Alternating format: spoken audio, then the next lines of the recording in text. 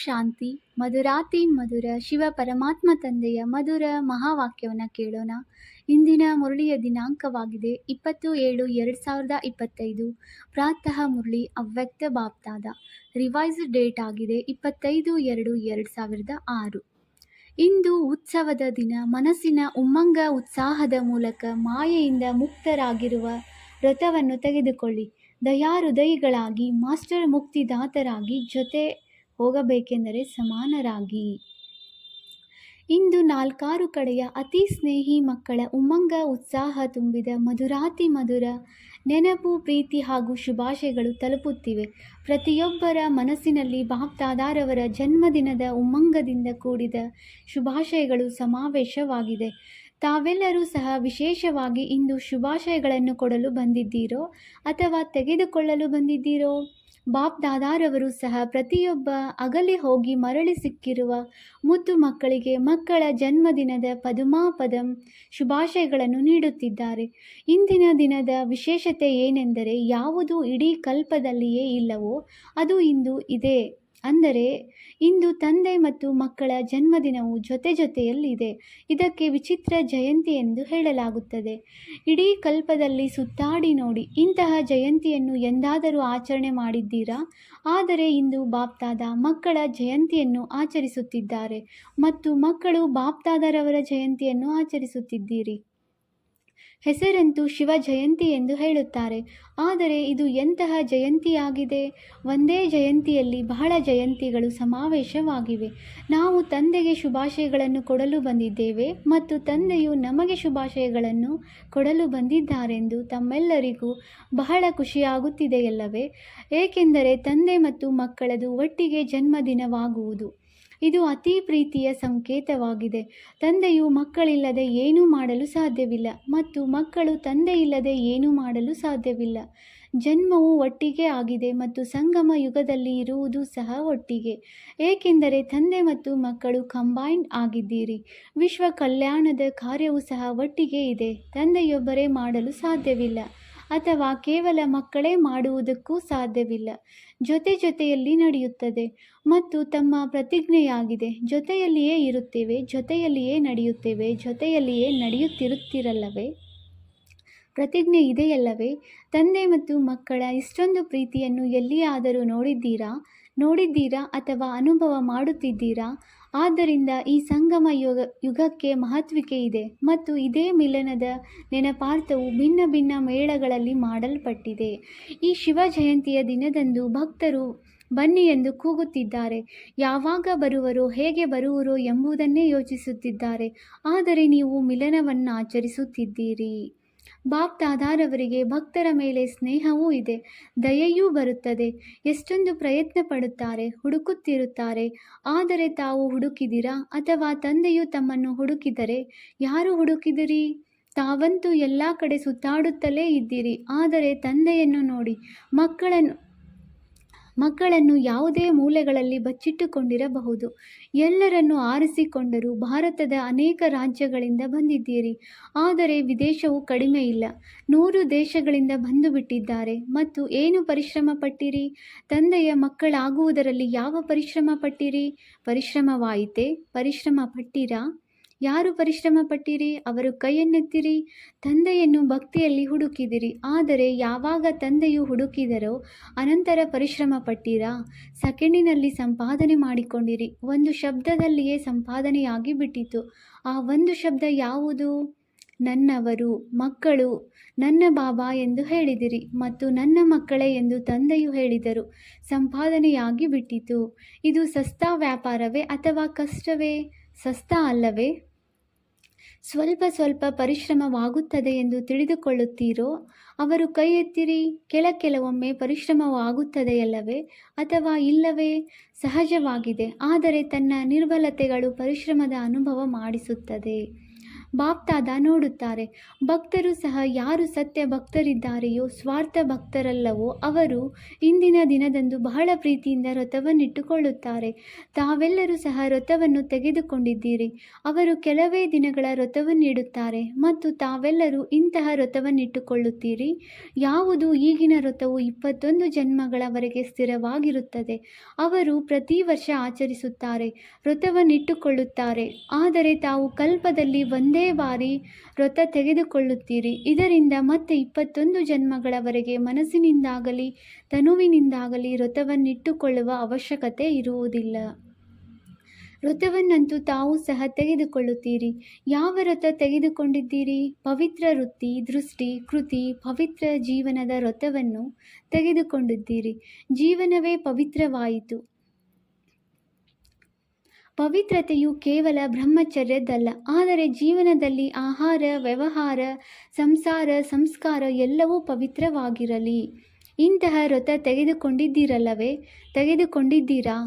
ತಲೆಯನ್ನು ಅಲುಗಾಡಿಸಿ. ಪಕ್ಕಾ ತೆಗೆದುಕೊಂಡಿದ್ದೀರಾ? ಪಕ್ಕಾ ಇದೆಯೋ ಅಥವಾ ಸ್ವಲ್ಪ ಸ್ವಲ್ಪ ಕಚ್ಚಾ ಇದೆಯೋ? ಒಳ್ಳೆಯದು. ಒಂದು ಮಹಾಭೂತವಾದ ಕಾಮವಿಕಾರದ ವ್ರತವನ್ನು ತೆಗೆದುಕೊಂಡಿದ್ದೀರೋ ಅಥವಾ ಉಳಿದ ಇನ್ನೂ 4ರ ವ್ರತವನ್ನು ತೆಗೆದುಕೊಂಡಿದ್ದೀರೋ? ಬ್ರಹ್ಮಚಾರಿಗಳಂತೂ ಆದಿರಿ, ಆದರೆ ಅದರ ಹಿಂದೆ ಇನ್ನೂ 4 ವಿಕಾರಗಳಿವೆ. ಅದರ ವ್ರತವನ್ನು ತೆಗೆದುಕೊಂಡಿದ್ದೀರಾ? ಕ್ರೋಧದ ವ್ರತ ತೆಗೆದುಕೊಂಡಿದ್ದೀರಾ ಅಥವಾ ಅದಕ್ಕೆ ಬರಲು ಅನುಮತಿ ಇದೆಯೇ? ಕ್ರೋಧ ಮಾಡಲು ಅನುಮತಿ ಸಿಕ್ಕಿದೆಯೇ? ಇದು 2ನೇ ನಂಬರಿನ ವಿಕಾರವಾದ್ದರಿಂದ ಪರವಾಗಿಲ್ಲ ಎಂದು ತಿಳಿಯುತ್ತಿಲ್ಲ ತಾನೆ? ಹೇಗೆ ಮಹಾಭೂತವನ್ನು ಮಹಾಭೂತವೆಂದು ತಿಳಿದು ಮನ್ ವಚನ್ ಕರ್ಮದಲ್ಲಿ ಪಕ್ಕಾ ವ್ರತವನ್ನು ತೆಗೆದುಕೊಂಡಿದ್ದೀರೋ, ಅದೇ ರೀತಿ ಕ್ರೋಧದ ವ್ರತವನ್ನು ತೆಗೆದುಕೊಂಡಿದ್ದೀರಾ?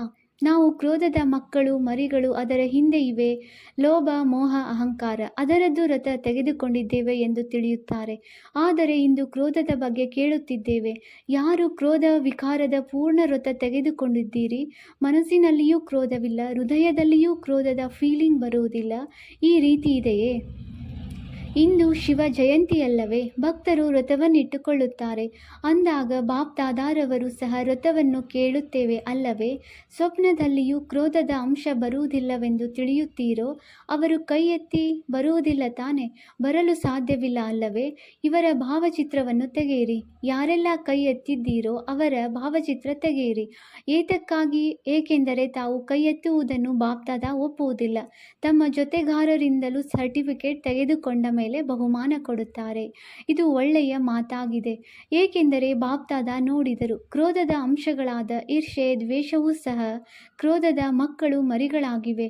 ಆದರೆ ಯಾರು ಸಾಹಸದಿಂದ ಕೈ ಎತ್ತಿದ್ದೀರೋ ಅವರಿಗೆ ಬಾಪ್ದಾದ ಈಗಂತೂ ಶುಭಾಶಯಗಳನ್ನು ತಿಳಿಸುತ್ತಿದ್ದಾರೆ. ಆದರೆ ಸರ್ಟಿಫಿಕೇಟ್ ತೆಗೆದುಕೊಂಡು ನಂತರ ಬಹುಮಾನ ಕೊಡುತ್ತೇವೆ. ಏಕೆಂದರೆ ಬಾಪ್ದಾದ ಯಾವ ಕೆಲಸವನ್ನು ಕೊಟ್ಟಿದ್ದರೋ ಅದರ ಫಲಿತಾಂಶವನ್ನು ನೋಡುತ್ತಿದ್ದಾರೆ. ಇಂದು ಜನ್ಮದಿನವನ್ನು ಆಚರಿಸುತ್ತಿದ್ದೀರಿ ಅಂದಾಗ ಜನ್ಮದಿನದಂದು ಏನು ಮಾಡುತ್ತಾರೆ? ಮೊದಲನೆಯದಾಗಿ ಕೇಕನ್ನು ಕಟ್ ಮಾಡುತ್ತಾರೆ. ಅಂದಾಗ ಈಗಂತೂ 2 ತಿಂಗಳು ಕಳೆಯಿತು, ಇನ್ನು 1 ತಿಂಗಳು ಉಳಿದಿದೆ. ಈ 2 ತಿಂಗಳಿನಲ್ಲಿ ವ್ಯರ್ಥ ಸಂಕಲ್ಪಗಳ ಕೇಕನ್ನು ಕಟ್ ಮಾಡಿದ್ದೀರಾ? ಆ ಕೇಕಂತೂ ಬಹಳ ಸಹಜವಾಗಿ ಕತ್ತರಿಸುತ್ತೀರಲ್ಲವೇ? ಇಂದು ಕತ್ತರಿಸುತ್ತೀರಿ, ಆದರೆ ವ್ಯರ್ಥ ಸಂಕಲ್ಪಗಳ ಕೇಕನ್ನು ಕತ್ತರಿಸಿದ್ದೀರಾ? ಕತ್ತರಿಸಬೇಕಾಗುತ್ತದೆಯಲ್ಲವೇ? ಏಕೆಂದರೆ ತಂದೆಯ ಜೊತೆಯಲ್ಲಿಯೇ ಹೋಗಬೇಕೆಂಬ ಪಕ್ಕಾ ಪ್ರತಿಜ್ಞೆ ಇದೆಯಲ್ಲವೇ? ಜೊತೆಯಲ್ಲಿರುತ್ತೇವೆ, ಜೊತೆ ನಡೆಯುತ್ತೇವೆ. ಜೊತೆಯಲ್ಲಿ ಹೋಗಬೇಕೆಂದರೆ ಸಮಾನರಾಗಬೇಕಾಗುತ್ತದೆ. ಒಂದು ವೇಳೆ ಅಲ್ಪ ಸ್ವಲ್ಪ ಉಳಿದುಕೊಂಡಿರಬಹುದು. 2 ತಿಂಗಳಂತೂ ಕಳೆಯಿತು ಅಂದಾಗ ಇಂದಿನ ದಿನ ಜನ್ಮ ದಿನವನ್ನಾಚರಿಸಲು ಎಲ್ಲೆಲ್ಲಿಂದ ಬಂದಿದ್ದೀರಿ? ವಿಮಾನಗಳಲ್ಲಿಯೂ, ರೈಲಿನಲ್ಲಿಯೂ, ಕಾರುಗಳಲ್ಲಿಯೂ ಬಂದಿದ್ದೀರಿ. ಓಡೋಡಿ ಬಂದಿದ್ದೀರಿ. ಇದು ಬಾಪ್ದಾದಾರವರಿಗೆ ಖುಷಿ ಇದೆ. ಆದರೆ ಜನ್ಮದಿನದಂದು ಮೊದಲು ಉಡುಗೊರೆಯನ್ನು ಕೊಡುತ್ತಾರೆ. ಅಂದಾಗ ಯಾವ 1 ತಿಂಗಳು ಉಳಿದುಕೊಂಡಿದೆ? ಹೋಳಿಯು ಬರುತ್ತಿದೆ. ಹೋಳಿಯಲ್ಲಿಯೇ ಸುಡಲಾಗುತ್ತದೆ. ಅಂದಾಗ ಯಾವ ಅಲ್ಪ ಸ್ವಲ್ಪ ವ್ಯರ್ಥ ಸಂಕಲ್ಪಗಳ ಬೀಜವಿದೆಯೋ ಆ ಬೀಜವು ಉಳಿದುಕೊಂಡಿದ್ದರೂ ಸಹ ಕೆಲವೊಮ್ಮೆ ಅದರಿಂದ ಕಾಂಡವು ಹೊರಬರುವುದು, ಕೆಲವೊಮ್ಮೆ ಶಾಖೆಗಳು ಹೊರಬರಬಹುದು. ಆದ್ದರಿಂದ ಇಂದಿನ ಉತ್ಸವದ ದಿನದಂದು ಮನಸ್ಸಿನ ಉಮ್ಮಂಗ ಉತ್ಸಾಹದಿಂದ, ಮುಖದ ಉತ್ಸಾಹದಿಂದಲ್ಲ, ಮನಸ್ಸಿನ ಉಮ್ಮಂಗ ಉತ್ಸಾಹದಿಂದ ಯಾವುದು ಅಲ್ಪ ಸ್ವಲ್ಪ ಉಳಿದುಕೊಂಡಿದೆಯೋ, ಮನಸ್ಸಿನಲ್ಲಿರಬಹುದು, ವಾಣಿಯಲ್ಲಿರಬಹುದು, ಸಂಬಂಧ ಸಂಪರ್ಕದಲ್ಲಿರಬಹುದು, ಅದನ್ನು ಇಂದು ತಂದೆಯ ಜನ್ಮದಿನದಂದು ತಂದೆಗೆ ಉಡುಗೊರೆಯಾಗಿ ಕೊಡಬಲ್ಲಿರಾ? ಮನಸ್ಸಿನ ಉಮ್ಮಂಗ ಉತ್ಸಾಹದಿಂದ ಕೊಡಬಲ್ಲಿರಾ? ತಂದೆಯಂತೂ ಕೇವಲ ನೋಡುವರು, ಆದರೆ ಲಾಭವಂತೂ ತಮಗೆ ಇದೆ. ಯಾರು ಉಮ್ಮಂಗ ಉತ್ಸಾಹದಿಂದ ಸಾಹಸವನ್ನಿಡುವರೋ, ಮಾಡಿಯೇ ತೋರಿಸುತ್ತೇವೆ, ಸಮರ್ಥರಾಗಿ ತೋರಿಸುತ್ತೇವೆ ಎನ್ನುವಿರೋ ಅವರು ಕೈ ಎತ್ತಿರಿ. ವ್ಯರ್ಥವನ್ನು ಬಿಡಲೇಬೇಕಾಗುವುದು. ಆಲೋಚಿಸಿ. ಮಾತಿನಲ್ಲಿಯೂ ಇಲ್ಲ, ಸಂಬಂಧ ಸಂಪರ್ಕದಲ್ಲಿಯೂ ವ್ಯರ್ಥವಿಲ್ಲ. ಇಷ್ಟು ಧೈರ್ಯವಿದೆಯೇ? ಮಧುಬನದಲ್ಲಿ ಇರುವವರದು ಇದೆ, ವಿದೇಶದವರದಲ್ಲಿಯೂ ಇದೆ, ಭಾರತವಾಸಿಗಳಲ್ಲಿಯೂ ಇದೆ. ಏಕೆಂದರೆ ಬಾಪ್ ದಾದಾರವರ ಪ್ರೀತಿ ಇದೆಯಲ್ಲವೇ? ಆದ್ದರಿಂದ ಎಲ್ಲರೂ ಒಟ್ಟಿಗೆ ಹೋಗಬೇಕು. ಯಾರೂ ಉಳಿದುಕೊಳ್ಳಬಾರದೆಂದು ಬಾಪ್ ದಾದಾ ತಿಳಿಯುತ್ತಾರೆ. ಜೊತೆಯಲ್ಲಿಯೇ ಹೋಗುತ್ತೇವೆಂದು ಯಾವಾಗ ಪ್ರತಿಜ್ಞೆ ಮಾಡಿದ್ದೀರಿ ಅಂದ ಮೇಲೆ ಸಮಾನರಂತೂ ಆಗಲೇಬೇಕಾಗುವುದು. ಪ್ರೀತಿ ಇದೆಯಲ್ಲವೇ? ಪರಿಶ್ರಮದಿಂದಂತೂ ಕೈ ಎತ್ತುತ್ತಿಲ್ಲ ಅಲ್ಲವೇ? ಬಾಪ್ ದಾದಾ ಈ ಸಂಘಟನೆಯ ಬ್ರಾಹ್ಮಣ ಪರಿವಾರದಲ್ಲಿ ತಂದೆಯ ಸಮಾನ ಚಹರೆಯನ್ನು ನೋಡಲು ಬಯಸುತ್ತಾರೆ. ಕೇವಲ ದೃಢ ಸಂಕಲ್ಪ, ಧೈರ್ಯವನ್ನಿಡಿ. ದೊಡ್ಡ ಮಾತೇನಿಲ್ಲ, ಆದರೆ ಸಹನಾಶಕ್ತಿಯೂ ಬೇಕು, ಅಳವಡಿಸಿಕೊಳ್ಳುವ ಶಕ್ತಿ ಬೇಕು. ಇವೆರಡು ಶಕ್ತಿಗಳು ಯಾರಲ್ಲಿ ಸಹನ ಶಕ್ತಿ ಇದೆಯೋ, ಅಳವಡಿಸಿಕೊಳ್ಳುವ ಶಕ್ತಿ ಇದೆಯೋ, ಅವರು ಸಹಜವಾಗಿ ಕ್ರೋಧ ಮುಕ್ತರಾಗುತ್ತಾರೆ. ಅಂದಾಗ ತಾವು ಬ್ರಾಹ್ಮಣ ಮಕ್ಕಳಿಗಂತೂ ಬಾಪ್ ದಾದಾ ಸರ್ವಶಕ್ತಿಗಳನ್ನು ವರದಾನದಲ್ಲಿ ಕೊಟ್ಟಿದ್ದಾರೆ. ಮಾಸ್ಟರ್ ಸರ್ವಶಕ್ತಿವಂತ ಎಂಬ ಬಿರುದು ಇದೆ. ಕೇವಲ ಒಂದು ಸ್ಲೋಗನ್ ನೆನಪಿಟ್ಟುಕೊಳ್ಳಿ. ಒಂದು ವೇಳೆ 1 ತಿಂಗಳಿನಲ್ಲಿ ಸಮಾನರಾಗಲೇಬೇಕು ಎಂಬುದಾದರೆ ಒಂದು ಪ್ರತಿಜ್ಞೆಯ ಸ್ಲೋಗನ್ ನೆನಪಿಟ್ಟುಕೊಳ್ಳಿ. ದುಃಖವನ್ನು ಕೊಡಲೂಬಾರದು, ದುಃಖವನ್ನು ತೆಗೆದುಕೊಳ್ಳಲೂಬಾರದು. ಕೆಲವರು ನಾನು ಇಂದಿನ ದಿನ ಯಾರಿಗೆ ದುಃಖ ಕೊಟ್ಟಿಲ್ಲವೆಂದು ಪರಿಶೀಲನೆ ಮಾಡಿಕೊಳ್ಳುತ್ತಾರೆ, ಆದರೆ ತೆಗೆದುಕೊಳ್ಳುವುದು ಮಾತ್ರ ಬಹಳ ಸಹಜವಾಗಿ ತೆಗೆದುಕೊಳ್ಳುತ್ತಾರೆ. ಏಕೆಂದರೆ ತೆಗೆದುಕೊಳ್ಳುವುದರಲ್ಲಿ ಅನ್ಯರು ಕೊಡುತ್ತಾರಲ್ಲವೇ? ಆದ್ದರಿಂದ ತನ್ನನ್ನು ನಾನೇನು ಮಾಡಲಿಲ್ಲ, ಅನ್ಯರು ಕೊಟ್ಟರು ಎಂದು ತನ್ನನ್ನು ಬಿಡಿಸಿಕೊಳ್ಳುತ್ತಾರೆ. ಆದರೆ ತೆಗೆದುಕೊಂಡಿದ್ದಾದರೂ ಏಕೆ? ತೆಗೆದುಕೊಳ್ಳುವವರು ತಾವೋ ಅಥವಾ ಕೊಡುವವರೋ? ಕೊಡುವವರು ತಪ್ಪು ಮಾಡಿದರು, ಅದರ ಲೆಕ್ಕಾಚಾರವು ತಂದೆಗೆ ಗೊತ್ತು, ಡ್ರಾಮಾಗೆ ಗೊತ್ತು. ಆದರೆ ತಾವು ತೆಗೆದುಕೊಂಡಿದ್ದು ಏಕೆ? ಬಾಪ್ ದಾದಾ ಫಲಿತಾಂಶದಲ್ಲಿ ನೋಡಿದರು. ಕೊಡುವುದರಲ್ಲಿಯಾದರೂ ಆಲೋಚಿಸುತ್ತಾರೆ, ಆದರೆ ತೆಗೆದುಕೊಳ್ಳುವುದರಲ್ಲಿ ಬಹುಬೇಗನೆ ದುಃಖವನ್ನು ಸ್ವೀಕರಿಸಿ ಬಿಡುತ್ತಾರೆ. ಆದ್ದರಿಂದ ಸಮಾನರಾಗಲು ಸಾಧ್ಯವಿಲ್ಲ. ಅಂದಾಗ ಯಾರೆಷ್ಟಾದರೂ ಕೊಡಲಿ, ದುಃಖವನ್ನು ತೆಗೆದುಕೊಳ್ಳಬಾರದು. ಇಲ್ಲವಾದರೆ ಫೀಲಿಂಗ್ಸ್ನ ಕಾಯಿಲೆಯು ಹೆಚ್ಚಾಗಿ ಬಿಡುತ್ತದೆ. ಆದ್ದರಿಂದ ಒಂದು ವೇಳೆ ಚಿಕ್ಕ ಚಿಕ್ಕ ಮಾತುಗಳಲ್ಲಿ ಫೀಲಿಂಗ್ ಹೆಚ್ಚಾಗುತ್ತದೆ ಎಂದರೆ ವ್ಯರ್ಥ ಸಂಕಲ್ಪಗಳು ಸಮಾಪ್ತಿಯಾಗಲು ಸಾಧ್ಯವಿಲ್ಲ. ಮತ್ತು ತಂದೆಯ ಜೊತೆ ಹೇಗೆ ಹೋಗುವಿರಿ? ತಂದೆಯ ಮೇಲೆ ಪ್ರೀತಿ ಇದೆ. ತಂದೆಯು ತಮ್ಮನ್ನು ಬಿಡುವುದಿಲ್ಲ, ಜೊತೆಯಲ್ಲಿಯೇ ಕರೆದುಕೊಂಡು ಹೋಗಬೇಕಾಗಿದೆ. ಸಮ್ಮತವೇ? ಇಷ್ಟವಿದೆಯಲ್ಲವೇ? ಇಷ್ಟವಿದ್ದರೆ ಕೈ ಎತ್ತಿರಿ. ಹಿಂದೆ ಹಿಂದೆ ಬರಬಾರದಲ್ಲವೇ? ಒಂದು ವೇಳೆ ಜೊತೆಯಲ್ಲಿ ನಡೆಯಬೇಕೆಂದರೆ ಈ ಉಡುಗೊರೆಯನ್ನು ಕೊಡಲೇಬೇಕಾಗುವುದು. 1 ತಿಂಗಳು ಎಲ್ಲರೂ ಅಭ್ಯಾಸ ಮಾಡಿ.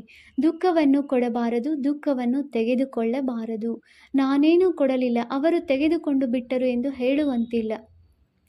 ಪರದರ್ಶನ ಮಾಡಬಾರದು, ಸ್ವದರ್ಶನದಲ್ಲಿರಬೇಕಾಗಿದೆ. ಮೊದಲು ನಾನು ಹೇ ಅರ್ಜುನ ಆಗಬೇಕಾಗಿದೆ. ನೋಡಿ, ಬಾಪ್ ದಾದಾ ರಿಪೋರ್ಟ್ನಲ್ಲಿ ನೋಡಿದರು. ಸಂತುಷ್ಟತೆಯ ರಿಪೋರ್ಟ್ ಬಹುತೇಕ ಮಕ್ಕಳದು ಈಗಲೂ ಇರಲಿಲ್ಲ. ಆದ್ದರಿಂದ ಬಾಪ್ ದಾದಾ ಪುನಃ 1 ತಿಂಗಳಿಗಾಗಿ ಅಂಡರ್ಲೈನ್ ಮಾಡಿಸುತ್ತಾರೆ. ಒಂದು ವೇಳೆ 1 ತಿಂಗಳು ಅಭ್ಯಾಸ ಮಾಡಿದರೂ ಸಹ ಇದು ಹವ್ಯಾಸವಾಗಿ ಬಿಡುವುದು. ಹವ್ಯಾಸ ಮಾಡಿಕೊಳ್ಳಬೇಕಾಗಿದೆ. ಇದಂತೂ ಆಗಿಯೇ ಆಗುತ್ತದೆ, ಇಷ್ಟಂತೂ ನಡೆಯುತ್ತದೆ ಎಂದು ಹಗುರವಾಗಿ ಬಿಟ್ಟು ಬಿಡಬೇಡಿ. ಒಂದು ವೇಳೆ ಬಾಪ್ ದಾದಾರವರೊಂದಿಗೆ ಪ್ರೀತಿ ಇದೆ ಎಂದರೆ ಆ ಪ್ರೀತಿಯ ಹಿಂದೆ ಕೇವಲ ಒಂದು ಕ್ರೋಧ ವಿಕಾರವನ್ನು ಬಲಿದಾನ ನೀಡಲು ಸಾಧ್ಯವಿಲ್ಲವೇ? ಬಲಿಹಾರಿಯ ಚಿಹ್ನೆಯಾಗಿದೆ ಪ್ರತಿ ಆಜ್ಞೆಯನ್ನು ಪಾಲಿಸುವವರು. ವ್ಯರ್ಥ ಸಂಕಲ್ಪಗಳು ಅಂತಿಮ ಗಳಿಗೆಯಲ್ಲಿ ಬಹಳ ಮೋಸ ಮಾಡುತ್ತದೆ. ಏಕೆಂದರೆ 4 ಕಡೆ ದುಃಖದ ವಾಯುಮಂಡಲ, ಪ್ರಕೃತಿಯ ವಾಯುಮಂಡಲ ಮತ್ತು ಆತ್ಮಗಳ ವಾಯುಮಂಡಲ ಆಕರ್ಷಣೆ ಮಾಡುವಂಥದ್ದಾಗಿರುತ್ತದೆ. ಒಂದು ವೇಳೆ ವ್ಯರ್ಥ ಸಂಕಲ್ಪಗಳ ಹವ್ಯಾಸವಿದ್ದರೆ ವ್ಯರ್ಥದಲ್ಲಿಯೇ ಸಿಕ್ಕಿ ಹಾಕಿಕೊಳ್ಳುವಿರಿ. ಆದ್ದರಿಂದ ಇಂದು ವಿಶೇಷವಾಗಿ ಬಾಪ್ ದಾದಾರವರ ಈ ಸಾಹಸದ ಸಂಕಲ್ಪವಿದೆ. ವಿದೇಶದಲ್ಲಿರಬಹುದು, ಭಾರತದಲ್ಲಿರಬಹುದು, ಎಲ್ಲರೂ ಒಬ್ಬ ಬಾಪ್ ದಾದಾರವರ ಮಕ್ಕಳೇ ಆಗಿದ್ದೀರಿ. ಅಂದ ಮೇಲೆ 4 ಕಡೆಯ ಮಕ್ಕಳು ಧೈರ್ಯ ಮತ್ತು ದೃಢತೆಯನ್ನಿಟ್ಟು ಸಫಲತಾ ಮೂರ್ತಿಗಳಾಗಿ ವಿಶ್ವದಲ್ಲಿ ಈ ಘೋಷಣೆ ಮಾಡಿ. ಕಾಮವೂ ಇಲ್ಲ, ಕ್ರೋಧವೂ ಇಲ್ಲ, ನಾವು ಪರಮಾತ್ಮನ ಮಕ್ಕಳಾಗಿದ್ದೇವೆ. ಹೇಗೆ ಅನ್ಯರಿಂದ ಮದ್ಯಪಾನವನ್ನು ಬಿಡಿಸುತ್ತೀರಿ, ಧೂಮಪಾನವನ್ನು ಬಿಡಿಸುತ್ತೀರಿ, ಆದರೆ ಇಂದು ಬಾಪ್ತಾದ ಪ್ರತಿಯೊಬ್ಬ ಮಗುವಿನಿಂದ ಕ್ರೋಧಮುಕ್ತ, ಕಾಮ ವಿಕಾರಮುಕ್ತ ಇವೆರಡರ ಧೈರ್ಯವನ್ನು ತರಿಸಿ ಸ್ಟೇಜಿನ ಮೇಲೆ ವಿಶ್ವಕ್ಕೆ ತೋರಿಸಲು ಬಯಸುತ್ತಾರೆ. ಒಪ್ಪಿಗೆಯೇ? ದಾದಿಯರಿಗೆ ಇಷ್ಟವಿದೆಯೇ? ಮೊದಲ ಸಾಲಿನವರಿಗೆ ಇಷ್ಟವಿದೆಯೇ? ಮಧುಬನದವರಿಗೆ ಇಷ್ಟವಿದೆಯೇ? ಮಧುಬನದವರಿಗೂ ಇಷ್ಟವಿದೆ, ವಿದೇಶಿಯರಿಗೂ ಇಷ್ಟವಿದೆ ಅಂದಾಗ ಇಷ್ಟವಾದ ಮಾತನ್ನು ಮಾಡುವುದರಲ್ಲಿ ದೊಡ್ಡ ಮಾತೇನಿದೆ? ಬಾಪ್ದಾದ ಅಧಿಕ ಕಿರಣಗಳನ್ನು ಕೊಡುತ್ತಾರೆ. ಇಂತಹ ನಕ್ಷೆಯು ಕಾಣಿಸಲಿ.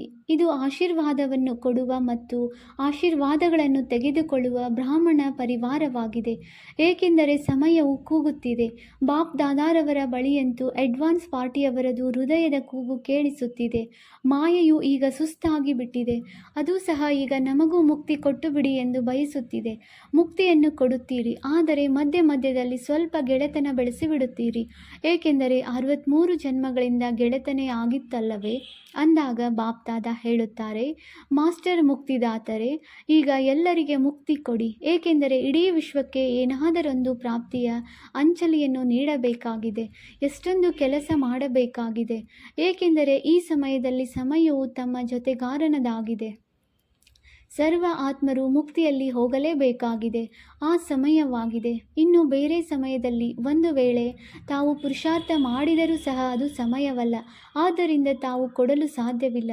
ಈಗ ಸಮಯವಾಗಿದೆ. ಆದ್ದರಿಂದ ಬಾಪ್ದಾದ ಹೇಳುತ್ತಾರೆ, ಮೊದಲು ಸ್ವಯಂಗೆ ಮುಕ್ತಿ ನೀಡಿ, ನಂತರ ಇಡೀ ವಿಶ್ವದ ಸರ್ವ ಆತ್ಮರಿಗೆ ಪ್ರಾಪ್ತಿ ಮುಕ್ತಿಯನ್ನು ಕೊಡುವ ಅಂಚಲಿ ನೀಡಿ.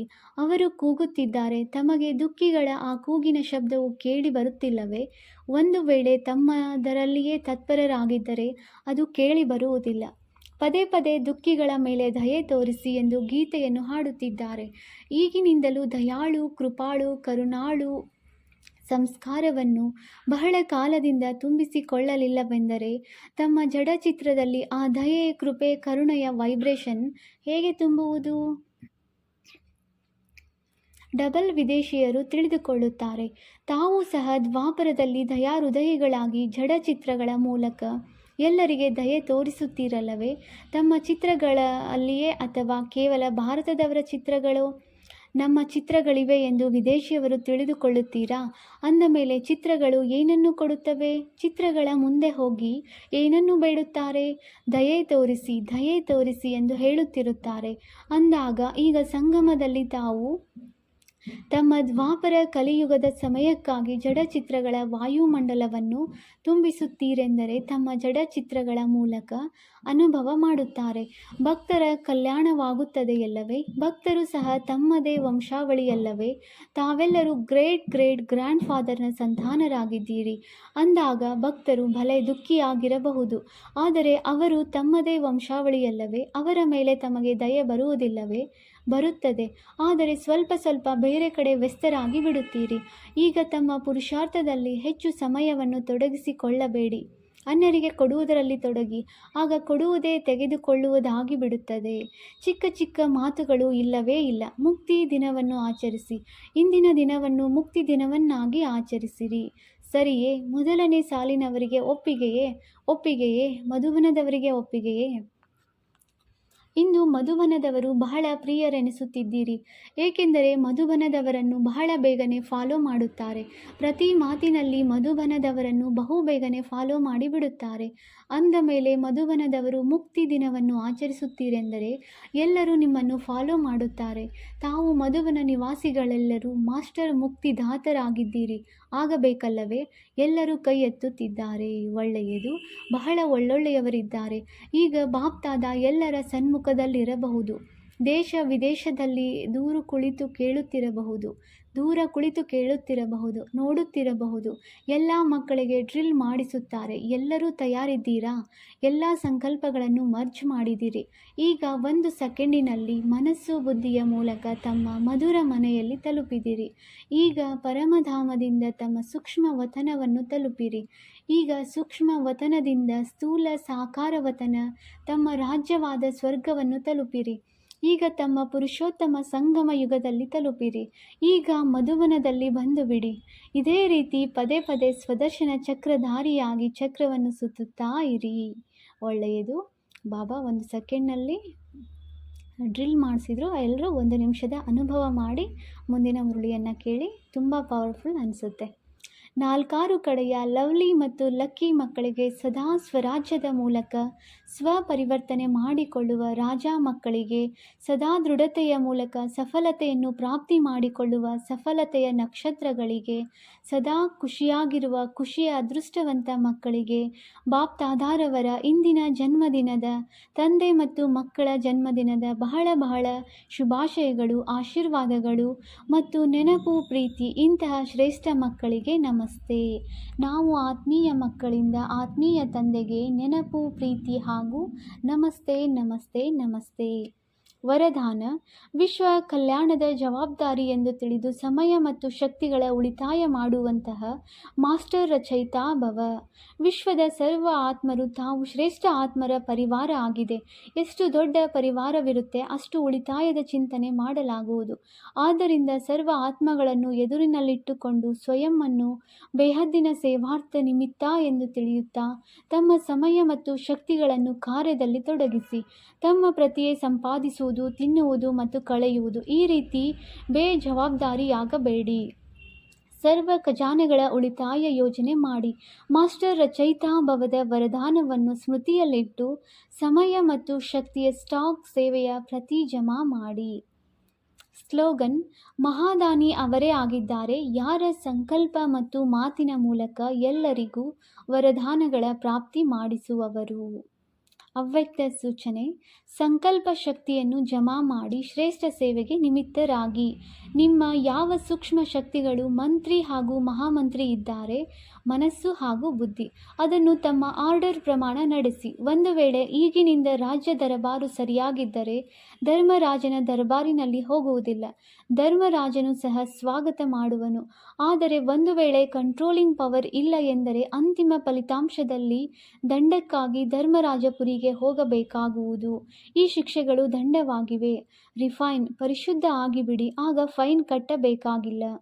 ಸೂಚನೆ: ಇಂದು ತಿಂಗಳಿನ 3ನೆಯ ರವಿವಾರವಾಗಿದೆ. ಎಲ್ಲ ರಾಜಯೋಗಿ ತಪಸ್ವಿ ಸಹೋದರ ಸಹೋದರಿಯರು 6:30 ರಿಂದ 7:30 ವಿಶೇಷ ಯೋಗ ಅಭ್ಯಾಸದ ಸಮಯದಲ್ಲಿ ಭಕ್ತರ ಕರೆಯನ್ನು ಕೇಳಿಸಿಕೊಳ್ಳಿ ಹಾಗೂ ತಮ್ಮ ಇಷ್ಟ ದೇವ ದಯಾಹೃದಯಿ ಧಾತಾ ಸ್ವರೂಪದಲ್ಲಿ ಸ್ಥಿತರಾಗಿ ಎಲ್ಲರ ಮನೋಕಾಮನೆಗಳನ್ನು ಪೂರ್ಣ ಮಾಡುವ ಸೇವೆ ಮಾಡಿ.